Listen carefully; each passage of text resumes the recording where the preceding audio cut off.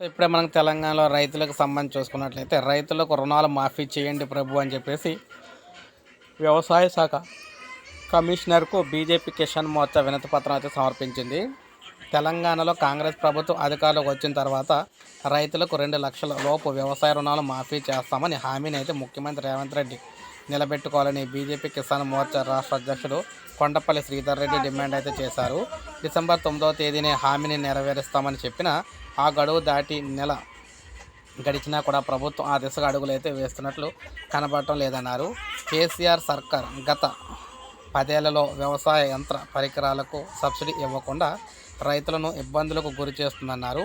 ప్రధానమంత్రి పంటల బీమా యోజనను కూడా తెలంగాణలో అమలు చేయలేదని విమర్శించారు. ఈ నేపథ్యంలో రైతాంగం ఎదుర్కొంటున్న సమస్యలు పరిష్కరించాలని కోరుతూ కిసాన్ మోర్చా ఆధ్వర్యంలో వ్యవసాయ శాఖ కమిషనర్ గోపికి వినతిపత్రం కూడా సమర్పించారన్నమాట. సో మొత్తమే చూసుకున్నట్లయితే ఏది ఏమైనా 2 లక్షల రూపాయల రుణమాఫీ అనేది రైతులకు వెంటనే చేయాలని చెప్పేసి వీరైతే కోరుతున్నారన్నమాట. సో మరి ఎవరైతే రైతులు రుణమాఫీ కోసం ఎదురు చూస్తున్నారో వారందరూ ఒక లైక్ చేయండి. రుణమాఫీకి సంబంధించి అప్డేట్ రాగానే వీడియో రూపంలో మీకు అందిస్తాను నేను.